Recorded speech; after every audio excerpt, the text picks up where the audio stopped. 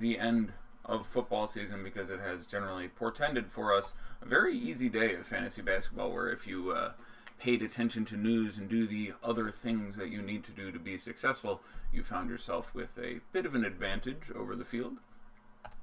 Looking here for the tweet, hoping that my fellow employees have set it up so that correctly it would tweet out that I am on the air. Shockingly, it has not, so I will be heading to YouTube to find the show in its entirety, in its lonesome. Just 1 minute.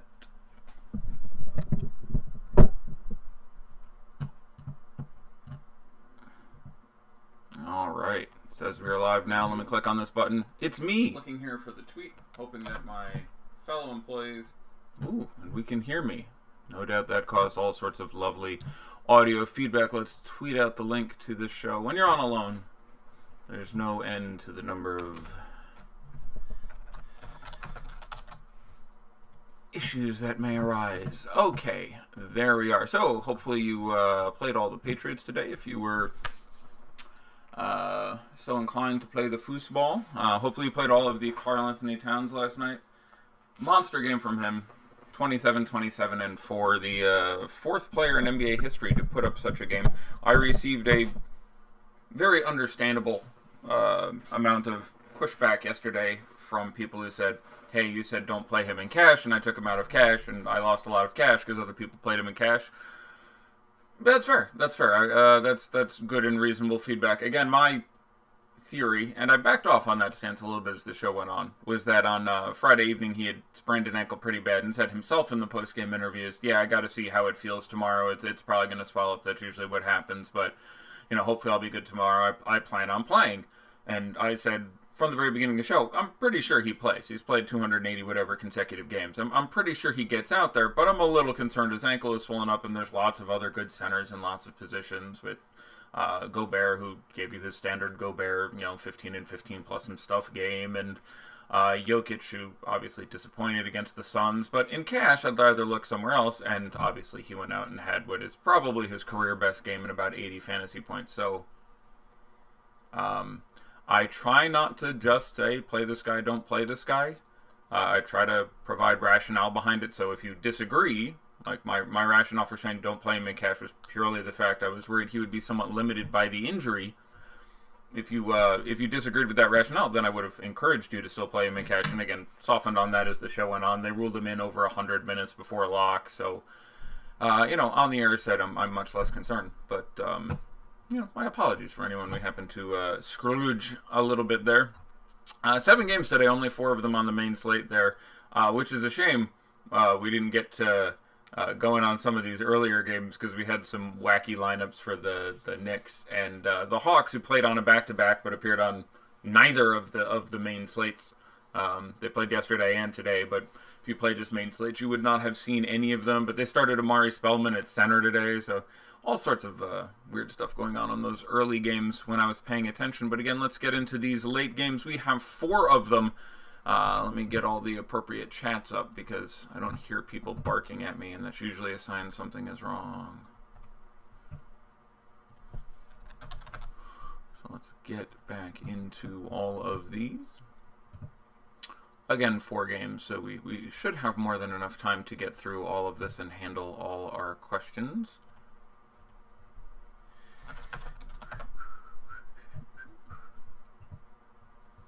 Yeah, Jokic has that amazing, I'm just responding to a chat I see in our premium Slack here. Jokic has that amazing ability to look sort of like an out-of-shape, dumpy man baby, and then do the most amazingly coordinated things. One of the most amazing things I saw out of him was there's a shot going towards the basket, and he's rebounding, and he's facing the basket, but he knows that someone is sprinting, and I'm sure you all saw this highlight for a few days ago, and the ball bounces off the rim. He catches it in a one motion, turns around, throws it 75 feet to a streaking cutter on a pass that did not have a lot of leeway for a layup. That's a pass that, 3 or 4 big men in the history of basketball could have pulled off. Favorite game tonight? Yeah, tonight looks like it's going to be a bit of a pain in the balls in that I do think, the Cavs and the Mavs end up being our keys to success looking at those two teams. And those are not things that should make you comfortable. Again, we got plenty of time, but let's start at the top and get moving here. So the Rockets going into Orlando. Orlando with the very impressive win last night over the Celtics. They are themselves on back-to-back. The Magic and the Nuggets are the two teams on our main slate here that are on a back end of a back-to-back. The Rockets and the Trailblazers play again tomorrow. So those are the four teams with any sort of schedule inference. But the Nugs and the Magic, two teams that... so we'll start looking at the home Magic here. Finally got a very nice game out of Aaron Gordon. Has not been dreadful recently, but it was the first time in a while he's in 5 or 6 games that he's gotten over 40 and to any degree paid off the price tag. Got a pile of minutes last night.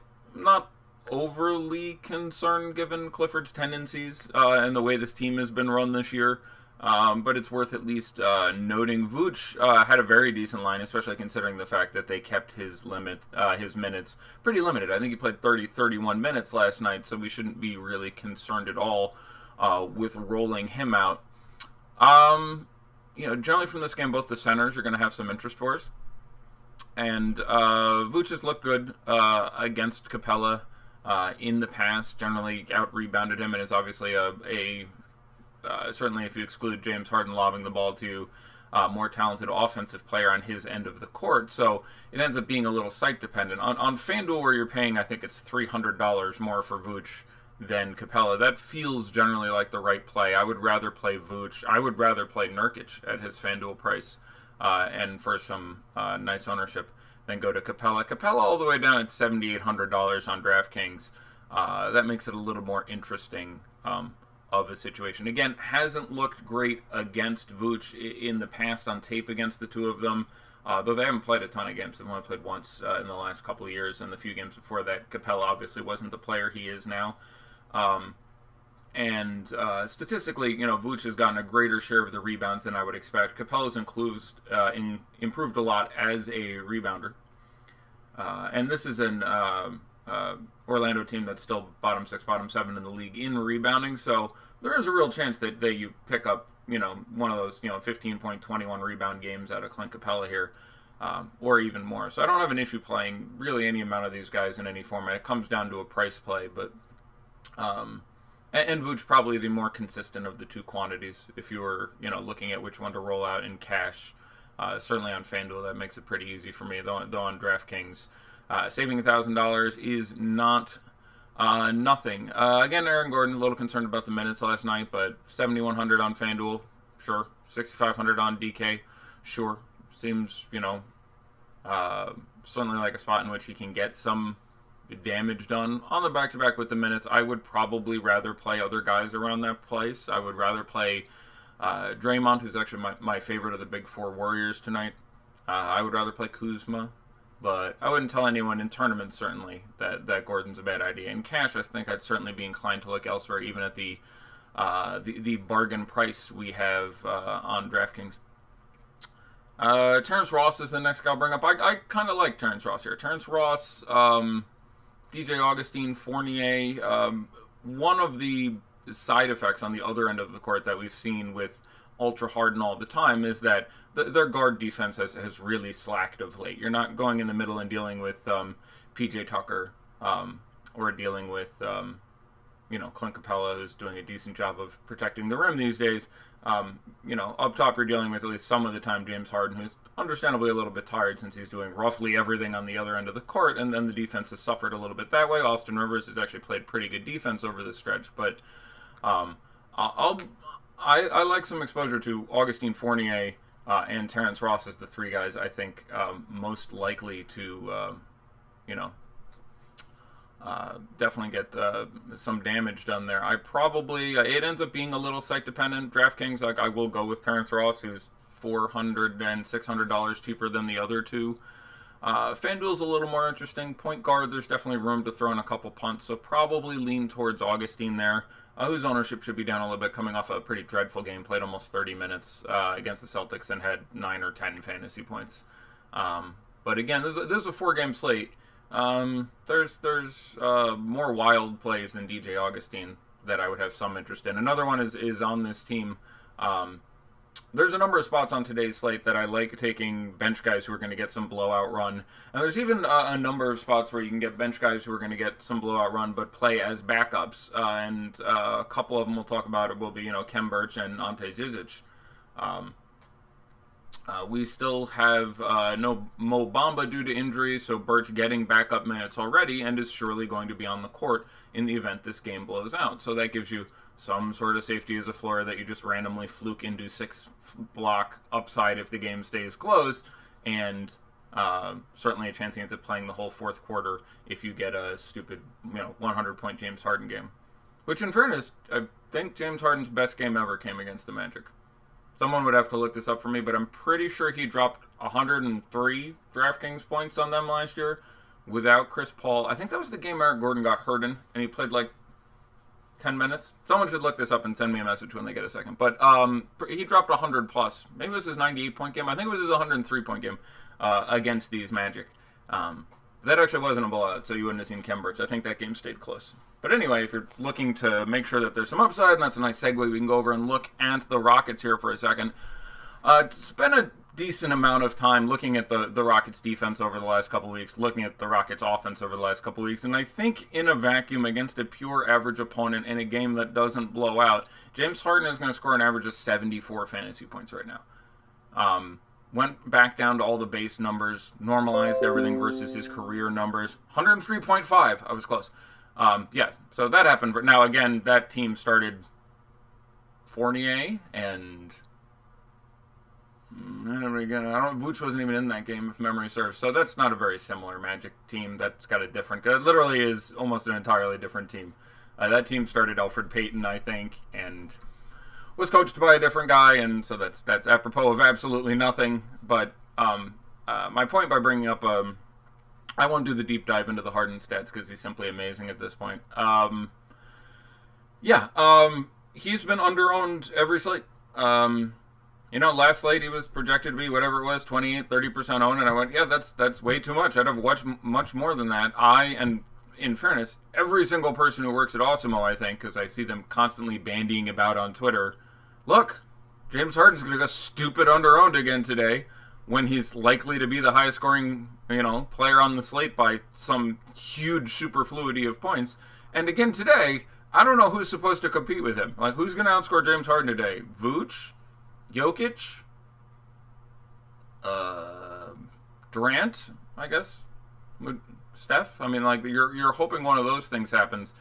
That's not very likely. And when there are large amounts of value out there, so, no, I'm not 100%, and yeah, he can fail, and at some point, in theory, some sort of fatigue is going to catch up. And this is, again, the front end of a back-to-back. They do play again tomorrow, so you don't want to play James Harden, knock yourself out, but, I have him literally projected, I think, 19 points higher than the next highest scorer on the slate. Yeah, and the price just simply isn't high enough to cover that. One thing that gets lost in the math is... It's not pure division of points by salary. That's actually asininely inaccurate. There's a real cost to the slate, and there's just a whole raw points thing. And just when you have one guy who gets, there's a real argument to be made that if you could guarantee right now that James Harden was going to score, let's say, 85, and no one else would break 65, if I guaranteed you that you should pay $17,000 for James Harden or something, which would be a woeful ratio. But there's so many other places to make that up, and with enough decent value plays, and for 8 teams, 4-game slate, we have some of them. So I'm still thinking that right now we currently have his ownership projected at 33%. That's too low. I would want more than that. The rest of this team, understandably, when you have one guy going God, or at least sham God, obviously ends up being a little specious. Number 2, again, ends up being Clint Capella. I feel like we've talked about that enough. Not a good spot. I haven't projected for a little under 40, but the ceiling is certainly there. So DK, where he's really cheap, perfectly reasonable cash consideration. I can see going cheaper with things like Tristan Thompson. I can see making other cash plays, but he's a perfectly fine play there, and still in play in tournaments on FanDuel, just because getting 20 and 20 out of him here wouldn't shock me whatsoever. Again, it's an ugly 4-game slate, so I really don't like paying $4,500 to $5,200 for PJ Tucker, but he can do it. He had, again, the weirdest game this year. He had 40 fantasy points with no rebounds. Like, getting 40 fantasy points out of PJ Tucker is already an incredibly, incredibly weird occurrence. Doing it with no rebounds, that's really weird. Shout out to Anthony Melton yesterday of the Suns, who managed to have like 35 fantasy points without making a field goal. That's even weirder. That's even weirder. So you wanted PJ Tucker? Hey, knock yourself out. Daniel House, a lot of guys I'd rather run over him on FanDuel where he's all the way up to 4,600. 3,900 on DK? Okay, makes some sense. Austin Rivers, I don't want to spend 5,000 on Austin Rivers, but again, game stays close, may very easily play 40 minutes. Getting a fantasy point a minute for even the worst players in the NBA isn't the strangest thing to occur. So, yeah, I'm certainly there are many worse plays on today's slate that would be recommended by me than Austin Rivers, so you can certainly go there. Same thing with Gerald Green. I don't mind James Ennis III on FanDuel. Minutes had gone like 8, 11, 14, 16 bandied around. Last game he played 20 minutes. Now that was part and parcel of the blowout. But I take two things away from that. One, he's getting better, and they're willing to have him out there in a blowout. If you're really worried about a guy's time, you don't play him in a blowout. You get him off the court every chance you get. So they think he's largely fully healthy. And over time, he's a better basketball player pretty significantly than Daniel House. And in most ways, certainly than Gerald Green. So I expect his role to continue to increase. So I'm not shocked if you get 20, 22 minutes tonight. Even at 32 or 3,300 on DraftKings, don't think I want to go there. Stone Nuts minimum on FanDuel, where you also get 3 for steals, where you can pick up a couple of. Yeah, I don't mind with him being your weird tournament-y punt there. Other news, Nene is out today, so another guy in that Kem Birch school of things, and Ante Zizic things, who I expect to play backup during the regular rotations and again get more run in the blowout, would be Marquise Chris. He played the entire fourth quarter last game. That's all he played. But with Nene out, I think he's back in the rotation as the backup center here. And he's the Stone minimum. So I think I'd rather play Kem Birch on... I mean, I prefer Ante Zizic quite a bit to both of them. He's a better player in any sort of cashy, but he's more expensive, at least on DK, where he's like 3,900. You get Marquise Chris for $3,000 flat. You get Kem Birch for $3,000 flat. I'd probably play Birch in cash and Chris in tournaments. And I don't want to play Birch in cash, by the way. I don't want to play either of them in cash. So I'd play Marquise Chris over Kem Birch. But again, strongly negatively correlated with the starters in this game. So if you are doing that, you know, it doesn't work well with James Harden, for example. Not that you should super worry about correlation with a 3K guy, but there are a number of games today. Again, when we get to the Cavs game, for example, I really like Cameron Payne. I really like Ante Zizic, especially if you just say, yeah, I think the Lakers handle them easily in this game, and you get away from any of the expensive Lakers if you don't play what's certain to be a very popular Brandon Ingram, so on and so forth. So let's go ahead and move to Dallas. Hosting the Warriors. Line only 6 or 7 points depending on where you look. That's a little closer than you might expect, but no great cause of a blowout here. Still no updated news. Hopefully we get some before lock. Going to be interesting. Slow-mo gonna miss 2 to 4 weeks. Alright. I love you guys enough. I'm not going to go running to my season-long teams to make some ads, but interesting bit of news there. Not relevant for this evening's slate. Dennis Smith Jr. is still questionable for this game. J.J. Barea is out for the year and quite possibly for the career at his age. Always like that little guy. If Dennis Smith Jr. plays, I like him a lot. He's generally been good against the Warriors. The price, especially on DraftKings, has come way down. If he plays, I expect him to see nearly full minutes in the absence of Barea. You know, obviously adds a little bit of upside to the minutes total there. So, again, the Mavs, one of the teams where I feel like getting the backcourt here is going to be kind of key. So if Dennis Smith Jr. plays, I really like Dennis Smith Jr. at what will be pretty low ownership, as we still don't have news on this, and on football days people are less likely to late swap correctly given their inklings. Regardless of Dennis Smith Jr.'s status, though even more of a cookie if he's out, I like Wesley Matthews. And And I by extension, actually don't like Klay Thompson. Wesley Matthews deals very well with Klay Thompson on both ends of the court. Long story short, I won't go into data and everything, but looks good on tape. So 46 and 4,300 for Wesley Matthews. Certainly if Dennis Smith is out, and quite possibly even with just Beret out, you're looking at him pretending a couple extra minutes and getting back into the mid-30s. I like Wesley Matthews quite a bit. Someone I would happily expose myself to. Past that, it'll be interesting to see who they start here, whether or not they run out Maxi Kleber again or go to Jalen Brunson in the starting lineup. I actually think they stick with Maxi Kleber, although the minutes might be suspect. This isn't a Warriors team that is as hurtful to bigs as previous iterations are due to their starting centers and the pace. It's been a little easier to keep bigs on the court, so I'm going to guess they actually stick with Kleber, but I'm 60-40 on that and wouldn't be shocked to see Jalen Brunson getting the start.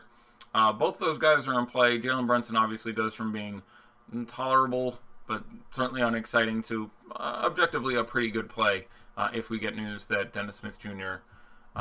Will not play. John Collins going to the locker room now for the Hawks, who started Amari Spellman at center, so it's getting a little skinny with the bigs in Atlanta.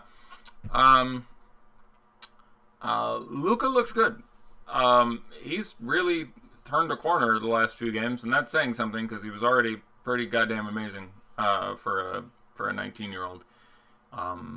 Yeah, dude's for real. The matchup is not terribly exciting, but he's still a little too cheap, priced in the mid-8s. He should be priced more than that. You know, his last 3 games, he's got 40, 50, 60. Yeah, I don't think he's my favorite spend up. I don't think if I'm building a tournament lineup, he's probably in the first one because, especially in this matchup, I find it unlikely you're hitting super ceiling on $8,500 price tag. Like, you could drop 60 against the Warriors. I find it a little unlikely. These two teams have played twice this year. He had, 35 and 40. I'd project him for a little better than that, but certainly not going to have any objection with anyone playing Luka, although I like him a little more in cash than I do in tournaments. Harrison Barnes is fine. Not an incredible matchup. Like if he ends up being last man in, I'm fine with it. I'd rather play him than Al-Farouq Aminu. He's just fine. He does get a boost like several other guys if Dennis Smith is out, but not certainly excited to play Harrison Barnes in this spot. I like playing DeAndre Jordan in this spot. It's variable, but again, this is a Warriors team that can be hung with a little better by traditional centers. In the 2 games against him this year, you got 30 out of him once and 52, I think, out of him once, and that's, you have a very possible, 25-point floor here, but you do have a very big ceiling there. And at the ownership I expect to get him at, I like DeAndre Jordan, certainly in tournaments cash. I think you're probably looking somewhere else almost all the time. Let me see, as a deep mass team, I'm trying to think of, who else we should discuss here. If Dennis Smith is out, Dorian Finney-Smith moves from I really don't want any play to, okay, I can swallow that if I have a chaser. Dwight Powell, always in play, is just a guy who can randomly spike a big upside. Has always been, point per minute, better than point per minute, I think. Player, and at 3,600 on a 4-game slate on DK, that works. FanDuel, I think he's still power forward, so at 42, if he happened to slot in there, that's fine. But again, I think there's a few guys I would prioritize ahead of him. But another guy who would have some random exposure to on a 4-game slate. Looking across the ball, Draymond is going to be my favorite of the big 4, barely in this matchup. My least favorite is going to be Klay Thompson. Again, Wesley does a pretty good job against him. Favorite cash point guard, shooting guard besides Harden. I'm letting you guys distract me, and it goes all shitty there. Again, I don't mind Wes Matthews or Terrence Ross, both of whom are 4,300. Ross would be just tournaments for me. Wes Matthews at 4,300, I don't have a problem rolling out there in cash.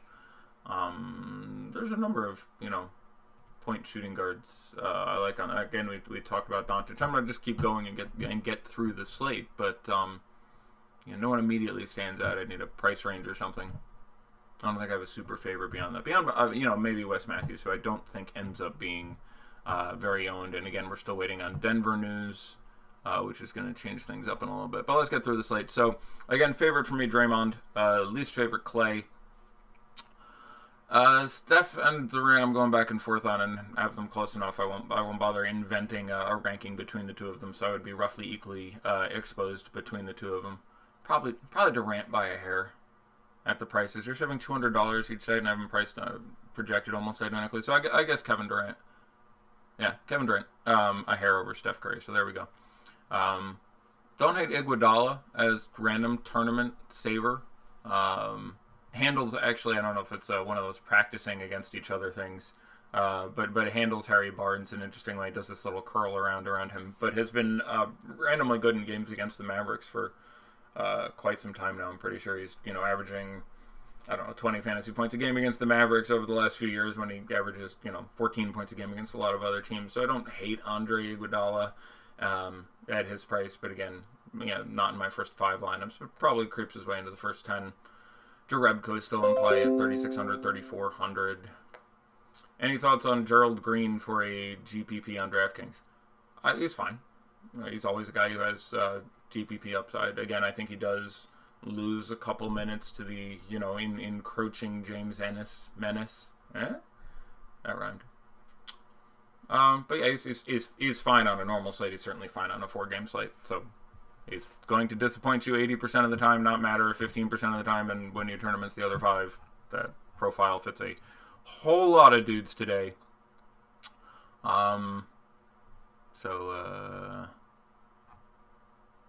Yeah. Let's move on. That's enough from this game. You can obviously Looney. Sorry, I didn't specifically mention him by name. Prices come up. Don't super love him in this spot, but again, 4-game slate, guys starting. Could obviously happen. No strong take there. Let's do Portland visiting the Nuggets. I actually prefer playing Nurkic to Jokic in this game. I don't know if it's a practicing against each other thing. I have no issue with you playing Jokic. He was obviously very disappointing yesterday, losing to the Suns at home, for the first place team in the West. For shame, Denver. For shame. That being said, Jokic, obviously massive upside guy, has not been great against Nurk in the past, and not a tremendous matchup. But again, on a 4-game slate, I'm not going to tell anyone not to play Jokic. Price is a little more tolerable on DK than it's been. Still sitting at 11 grand on FanDuel. I would rather play 9 for Nurkic. I have Nurkic projected for about 44 and Jokic for about 53, so that puts me a little towards Nurkic versus Jokic on either site. Hasn't been a great spot for Jamal Murray. Certainly not out of play in the high 7s. I've heard other people talk about him as a fundamental piece today. I think that's a bit much. Also, it's been incorrectly reported a few places, I think incorrectly, that Gary Harris is out. I have not seen that. Maybe someone gets a second to send me a tweet or a message in either of the chat rooms saying DSJ out, DSJ out. I'm guessing Dennis Smith Jr. is out. Dennis Smith Jr. is out. And unsurprisingly, J.J. Barea to undergo season-ending Achilles surgery. So yeah, they just finished there. So 30 minutes before lock here. Brunson now becomes a very strong piece of value. I'd like to see their starting lineup. If he's starting, then yeah, he's an excellent piece of value. If they keep him off the bench, I'm a little less excited there, and I'd have the minutes, only in the mid-20s. But again, value is obviously not superb today. But Jalen Brunson is a guy who can play 28 minutes and score 13 fantasy points in what's not the greatest matchup ever. So I'm obviously going to be fine with any amount of Brunson here, but I don't think you need to kill yourself.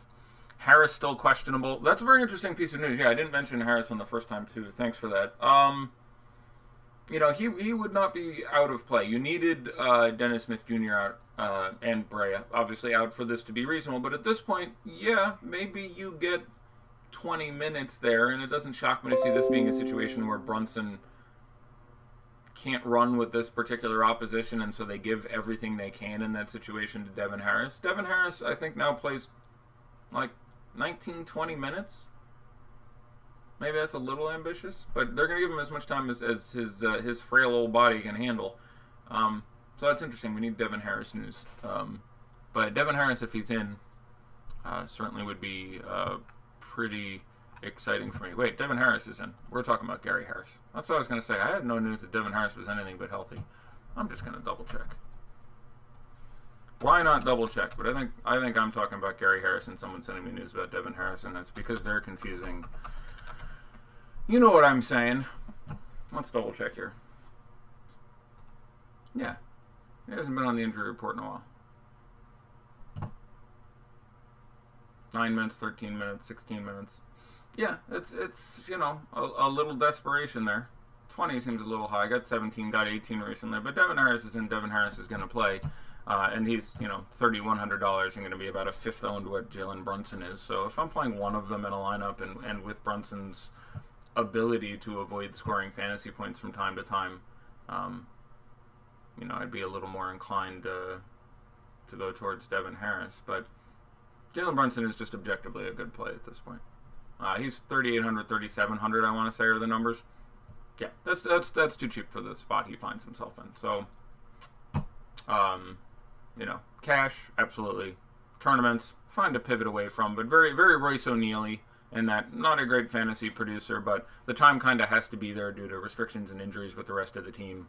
So, I am a little more excited about playing in tournaments, either certainly Wes Matthews, who I still think you can play in cash at that price, or Devin Harris.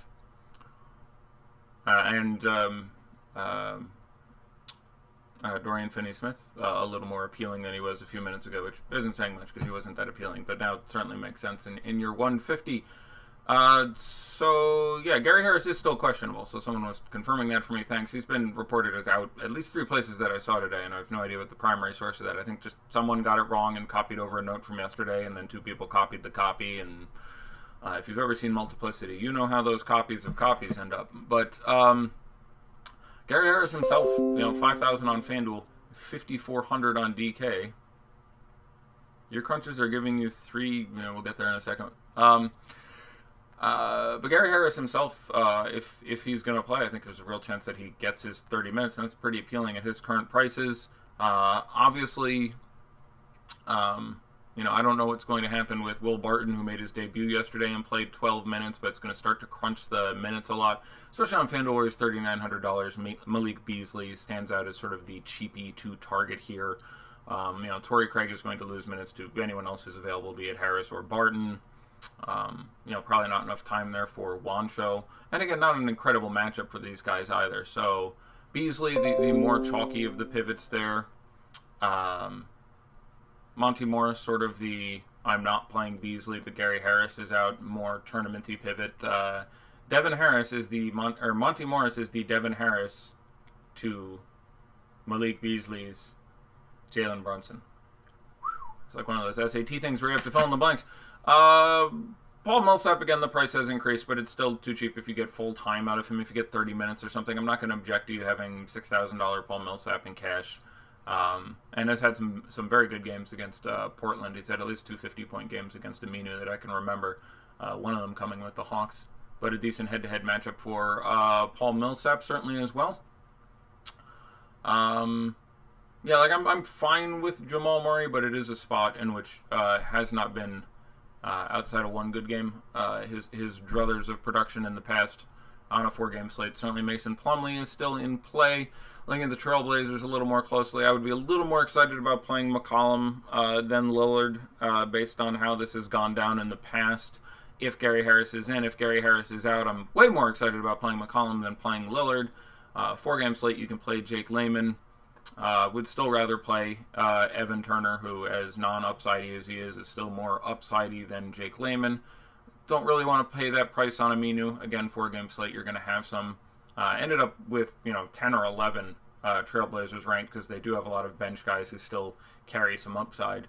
So if you end up with Myers Leonard, Zach Collins, Seth Curry, Nick Stauskas, all of them are guys I'd have like 1 or 2 of in 150 lineups. And again, they many of them negatively correlate with the starters, but not a ton to see there. But I do like this this matchup a bit more for Nurkic than for Jokic. His prices obviously come way up, and it's not a good matchup for Nurkic, but it is an even one, and I'm not shocked to randomly catch 50 out of here.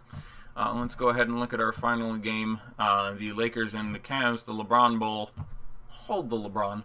Look at a question real quick. Rebusha in our premium select chat. My crunchers are giving me 3 Lakers small forwards and a lot of them. Beasley, Lance, and Ingram. Can you talk about these guys and how you would group them or restrict access of them in the same lineups? I'm unfortunately probably the worst guy on staff to talk about the MMEing because I rarely did it and now don't do it at all, obviously. So my familiarity with the grouping, cruncher, options, restrictions, rules is less exciting than others.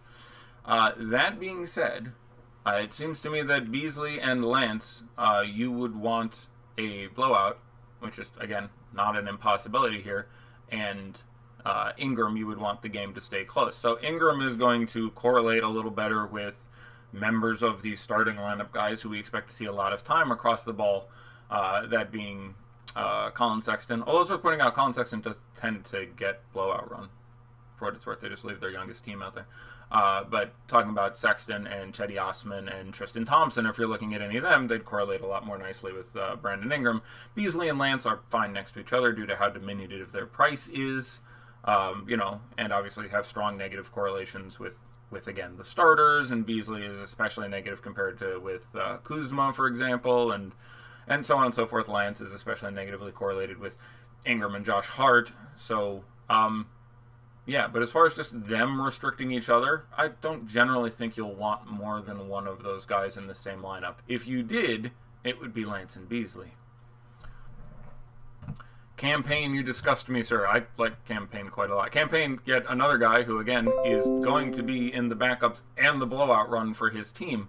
I helped my friend build a late slate lineup day before yesterday, and he took down 5 figures by winning absolutely everything on one of the turbo slates because I made him run Campaign and Zizic because I said they're going to get blown out. And those guys are going to, get their backup run, and then they're going to play the whole fourth quarter. And that's exactly what happened. They both got north of 30 fantasy points. I like Zizic most of the guys we're talking about there. Again, 3,900, not that cheap.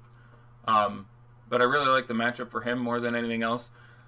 Then if you're looking to do that for the Cavs, I would go to Campaign second, and then probably Jalen Jones third. Although, again, it's worth pointing out that Colin Sexton, if you put him on that list, probably plays in the blowout again alongside those other 3 guys and whomever.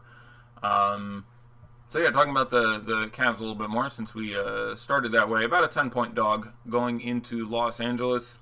Colin Sexton I'm not a big fan of, and like him less than several of the other guys we're talking about on this team, but the price, again, obviously on a 4-game slate, 4,400, 4,600, Colin Sexton, not something you need to purposely avoid, and it's nice that, again, he's played in most of the blowouts, played in the last blowout. They're obviously very thin on this team, especially up front. They still have no Kevin Love, obviously, and Larry Nance is now out. It'll be interesting to see how many minutes Rodney Hood gets. He's really cheap, still just 4,100 on FanDuel. I don't think we have any specific inclination necessarily which way this is going to go, but he played, I want to say 18 minutes. I will find a thing and check a game log here, and 18 minutes, right on the nose. So maybe that number comes up, and that number is cheap enough where on a 4-game slate I don't have a problem if you have Rodney Hood thinking he gets up to 24, 26 minutes, but the whole team is so damn cheap. Looking at the rest of the starters, Cedi Osman is only $100 more than that on DK and $400 more than that on FanDuel, where you can even drop him. On a 4-game slate, dropping a 4,500 is certainly not a death knell, so I don't mind Cedi Osman and what also, on paper ends up being a pretty good spot. So Cedi at 45 makes sense.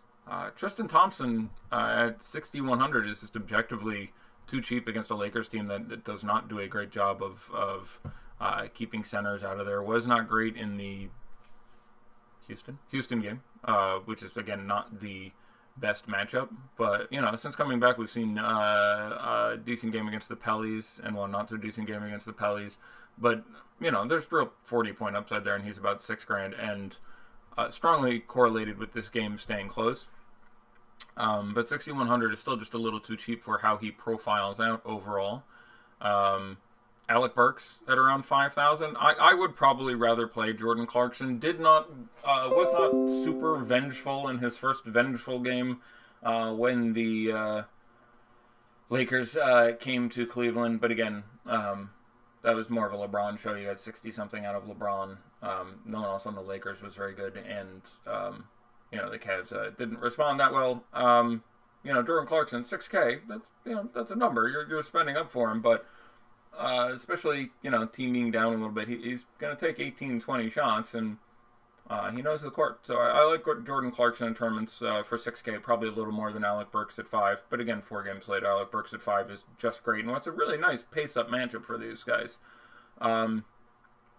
It's like I said before, Cavs and Mavs, not two teams that we generally like to look at for fantasy purposes.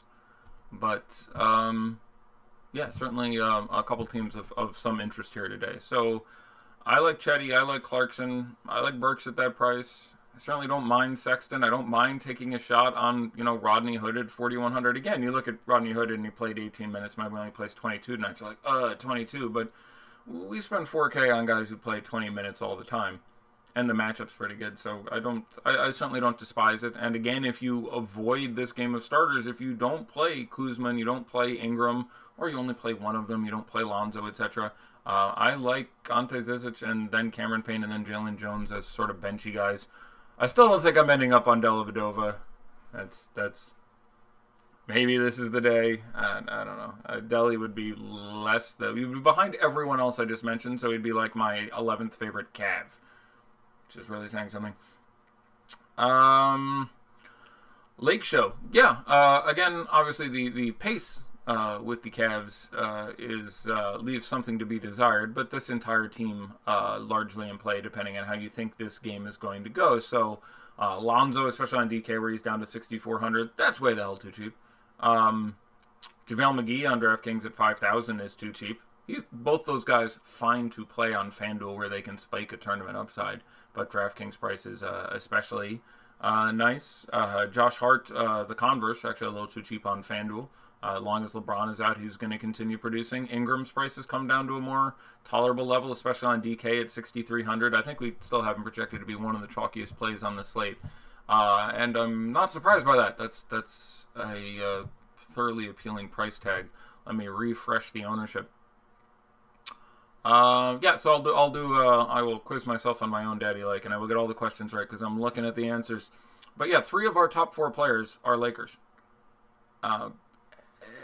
And again, this makes me want to build the lineup I have in front of me here, which is playing none of these guys and playing bench guys on the Lakers and Cavs and stacking up on the other 3 games. So we have Brandon Ingram as the most popular player at 36%, Harden at 2nd at 33%, Kuzma 3rd at 32%, Alonzo 4th at 31%. Those guys are all really good at those prices. And we can't, project blowouts. And again, this is a Cavs team that generally travels really poorly, but then, went into Philadelphia and beat a thusly previously undefeated at home 76ers team. So I will phrase it as to say Lonzo, Kuzma, and Ingram are all underpriced. Ingram is the most underpriced of them, and unsurprisingly, the most highly owned of them.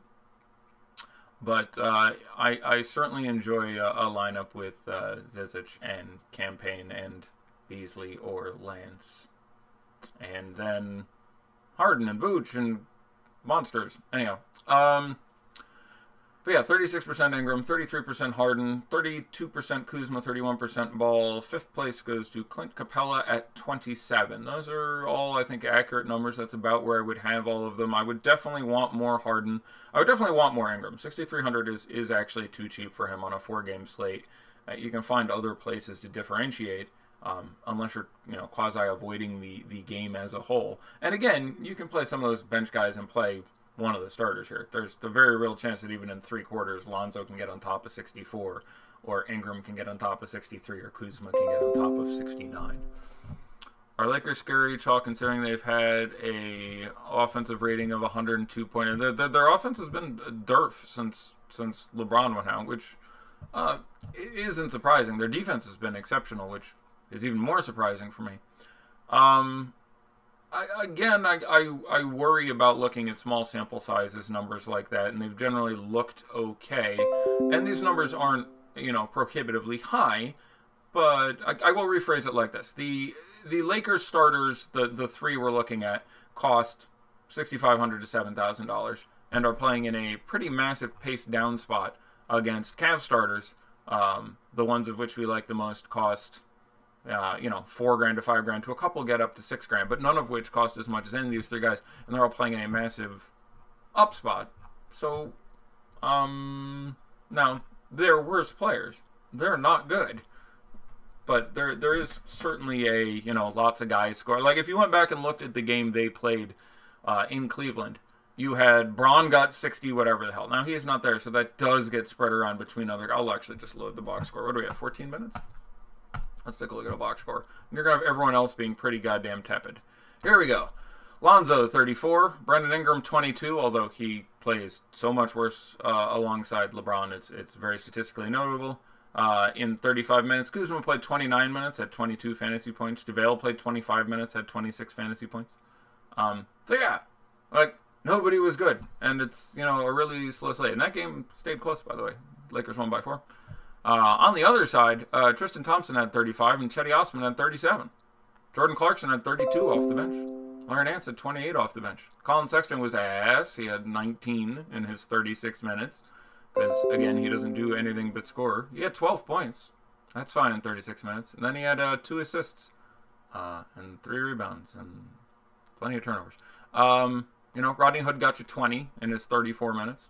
Not certainly exciting. But, yeah, you're going to want, some of these guys. If this game stays close, yeah, you can have 2-3 of these Lakers massively crush these prices. You can have Kyle Kuzma score 40 real points and actually rebound the ball and do some other things.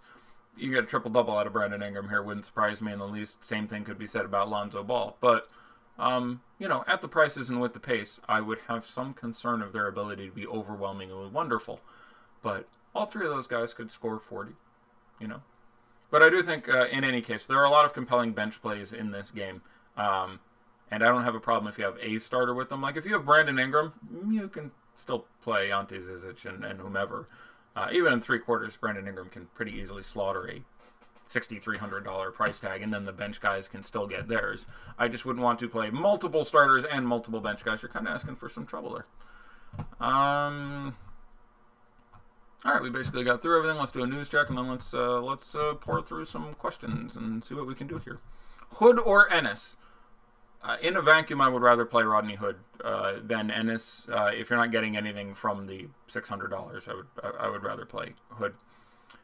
Best forward for a DK GPP at 4,800 or below. I keep landing on Aminu. Aminu's fine. He's certainly a guy with enough variance. You can bang out an upside there.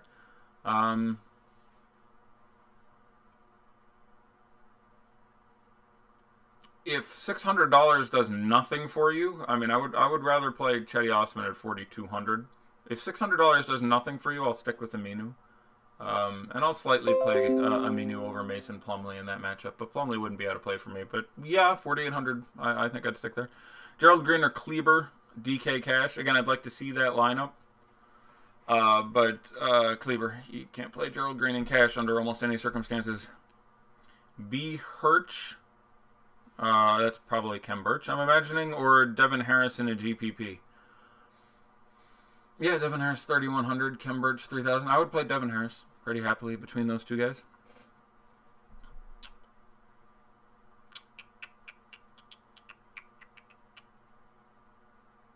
Who did you say negatively correlates in terms of Kuzma and the Cavs? Kuzma would positively correlate with the starters for the Cavs and negatively correlate with the guys who are playing more in a blowout. But I wouldn't really worry about Cav correlation because they're either starting, which is great, or they're so goddamn cheap you can't worry about correlation on a 4-game slate. So, yes, Kuzma and Ante Zizic slightly negatively correlate, but at 3,900. Not a lot to look at there. Let's look at some other questions. Ball or Draymond utility in a DK GPP? For the ownership in a GPP, I would play Draymond. Again, we have Ball currently in the 30s for ownership, and we have Draymond, who is my favorite of those 4, at half. So yeah, I will take half-owned Draymond Green between those two guys in a tournament. But I would project Lonzo for, I think I have him for 3 more raw fantasy points. Who are your favorite FanDuel punts on the slate? Well, let's go back and look there. Off the top of my head, If we can go up to 4,500 for punts, that gives you, you know, DJ Augustine and Chetty Osman. If we're looking even cheaper than that, Malik Beasley at 3,900, who I expect to be pretty popular. You're going to see a lot of Beasley Harden. Literally, that combination is going to be, I don't know, 30% on FanDuel. I will just list names of guys you could play in a tournament, and I wouldn't be angry about, but I don't necessarily, these are not my favorites, but Kem Birch at the minimum, Jalen Jones at the minimum, sort of a Beasley pivoted shooting guard. Marquise Chris at power forward would probably be my favorite of those guys. Pretty sure he's going to get the backup center minutes here with the nay out. If there's a blowout, he would play in it. I kind of like that. James Ennis, who I mentioned, again, don't love, but certainly at 3,500, a doable thing.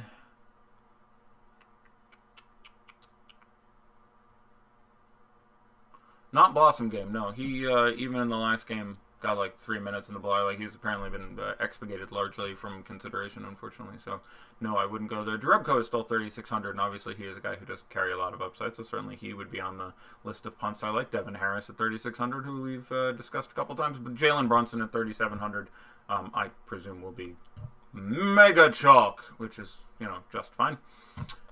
Cameron Payne at 3,700, who, again, we've discussed extensively and makes probably the most, you know, ideal micro pivot from there.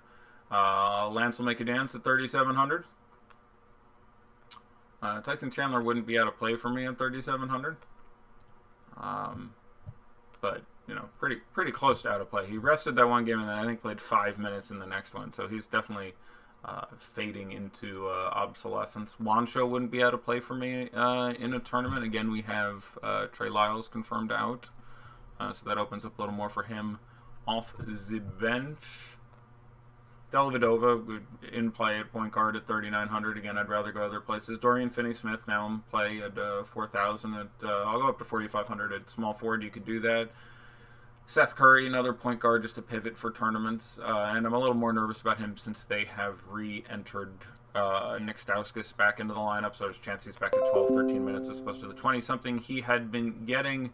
Maxi Kleber, I like Maxi Kleber quite a bit. I think he keeps his start. I haven't said yet. I think he will start again, and he's fine. He's fine in cash. He's fine here as 4,000 at power forward on FanDuel. Monty Morris for 4,000. I'd rather play than Seth Curry, and again a very strong direct leverage pivot off of Malik Beasley.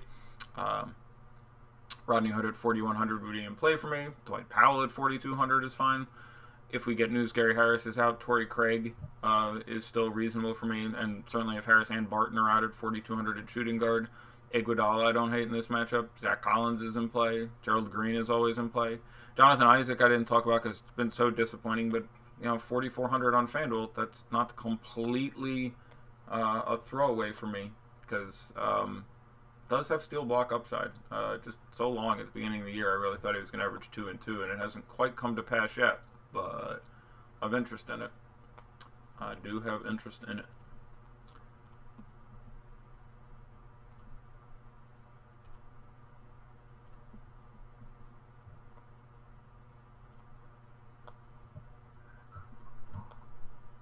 Looking for some more questions. Clarkson is in a different tier of price, so raw points Clarkson.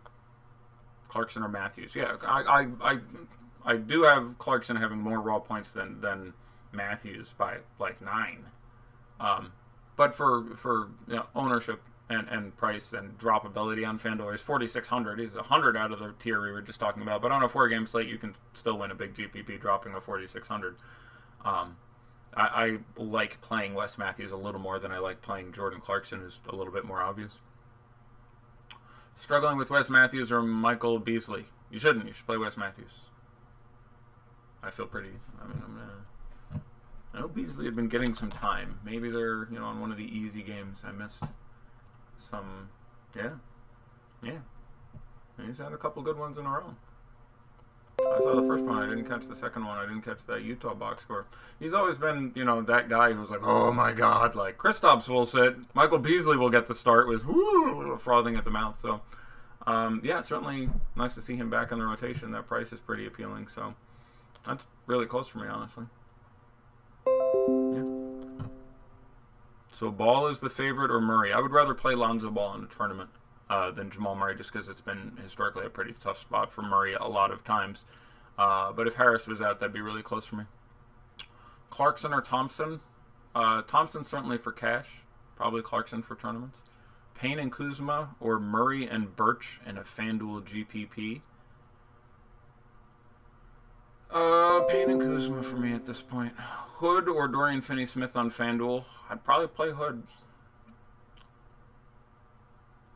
You really don't want to play Brunson. Yeah, I don't like that's, and that is the good if you're a reasonably experienced tournament player. Just, you know, sort of common sense. You should be like, oh, really? Do I have to play? You know, do I have to play Brunson? Like he's, but again, the price is very good, so it's tough. It's tough. Lillard or Doncic? I would probably rather play Doncic in cash or tournaments actually today. It's not a great spot for Lillard historically. Again, Lillard will outscore Doncic no less than 40% of the time, so a lot of it does come down to you know, having a correct ownership projection. But yeah.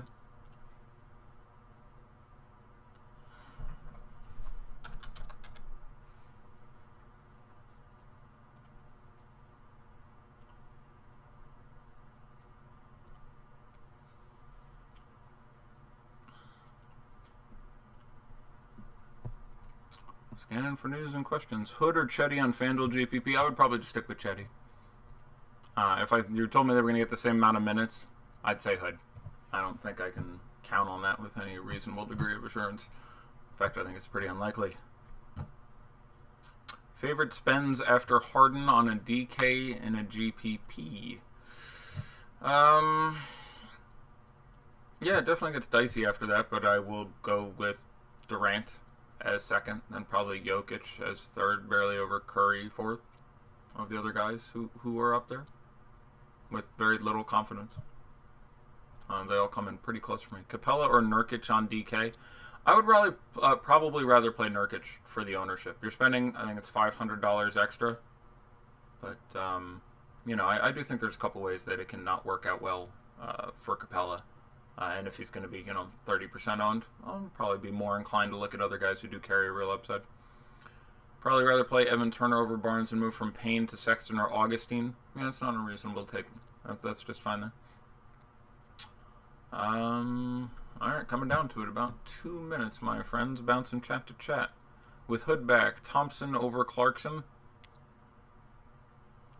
If you mean Tristan, I still think I like Tristan more in cash, but no, I still think there's a lot of upside, and going to LA is a thing with Clarkson to just control the number of shots he has to a certain extent, so still like Clarkson more in tournaments. Terrence Ross or Osman in cash? I'd play Osman in cash. Ross or Matthews? I'd play Matthews, actually. A lot of people in chat are saying Ross, and that's fine. Ross has looked really good, and as I mentioned, I don't hate the matchup with the way the defense on this team is playing out right now. I like it just fun, but Wesley Matthews is just one of my guys. I want to try to get some today. Eddie, may we address this rumor of you having a 12-inch long? I think you just invented that. Do you like Devin Harris? I like Devin Harris just fine. He's risky as hell. You may get 8 minutes. I think the most likely scenario is you get 17, 18 minutes, and he's a guy with real upside. So I like him in tournaments, but it's very risky. But I think it's a very good play. Tristan Thompson or Clarkson raw points? I think I have Tristan Thompson by 1. I have Tristan Thompson by 1.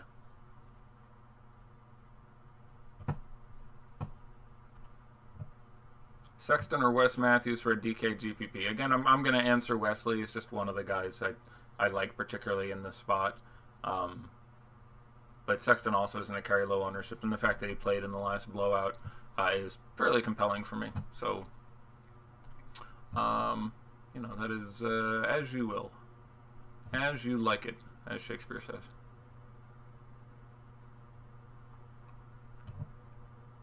Alright, we are coming down to it, doing a last check for news.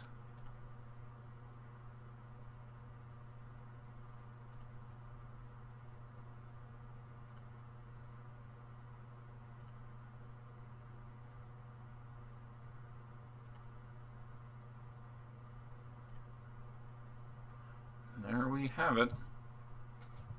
How high on DJ DeAndre? He has a big ceiling, and I don't expect the ownership to be very significant. And speaking of ownership, we'll take a look at some of the 6 p.m. game ownership. Let's have a FanDuel window up. Let's see. Apparently, there's football still going on. Sure, I'll click through a couple of early lineups on FanDuel. In the 200K shot, James Harden, 64.5%. Okay, that's a little more like it. Good job. Let's go ahead and take a look at DraftKings and see if they got him up to, 50, which would be a little more tolerable for me. Let's see. Also $200,000. Parity. We like to see it.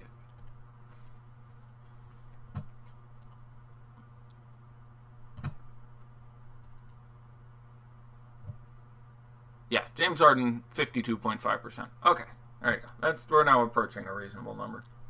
Still, basically half the field not playing James Harden on DK. Thereafter, Evan Fournier, 26%. All right, we're getting a little crazy there. But again, I like him or Augustine or Ross, maybe two of them. But I think they all made, compelling plays. So he's still a little too cheap. Again, this is a guy we were spending north of 6 on earlier this year. So where he's still basically 5, I think he's $100 either side. I can't argue with 26%. Don't Google my name, Evan Fournier. By the way, the other day, Evan Fournier tweeted, "Don't Google my name, please." That was a real highlight of my life. Not as highlight as seeing that there's going to be a Coming to America sequel. Jesus. Literally, there were 0 smiles out of my body for about 48, 60 hours between when my dog of 15 years passed away a few days ago. And seeing that they're making a Coming to America sequel, it will be bad. I don't care. I will love it and see it anyway. Terrence Ross, 26%. That's fine. Aaron Gordon, 24%. All right. He played a lot of minutes yesterday. He's really inefficient. He's not that cheap. I'd probably want to come under that. Clint Capella, 22%. At his price, I like that. I'd be just fine having that number. Gerald Green, 20.4%. Is madness to me. He's still really cheap. Vooch, 20%. Okay. Daniel House, 13%. Sure. Jonathan Isaac, 10. Okay. Kem Birch, 10. PJ Tucker, 7.3. Austin Rivers, 6.7. DJ Augustine, 4.5. See, I'd like that a lot. If you're telling me I have Fournier at 26, Terrence Ross at 26, and DJ Augustine at 5, I'll take DJ Augustine just because he had one shit game. He can get over 30 just as well as those other guys. James Ennis III, 1%. Wes Iwundo, 0.6. Isaiah Briscoe, 0.34. Gary Clark, 0.28. Jonathan Simmons, 0.27. Marquise Chris, 0.15. I like 0.15, Marquise Chris. Jerry Grant, 0.02. Eric Gordon, 0.02. Congratulations, you played yourself. That is it for the day. I will try to hang out in the premium chat for much of the evening. Again, I think the games are interspaced roughly an hour a game, so there will be some late slates of interest for which I will attempt to answer your questions. I may head out, and since I'm already dressed for it, go shoot some hoops for a couple hours if I feel up to it. But tweet me with your best wishes and or condemnations, and until I am back again tomorrow, I am Fast Eddie Fear. Enjoy the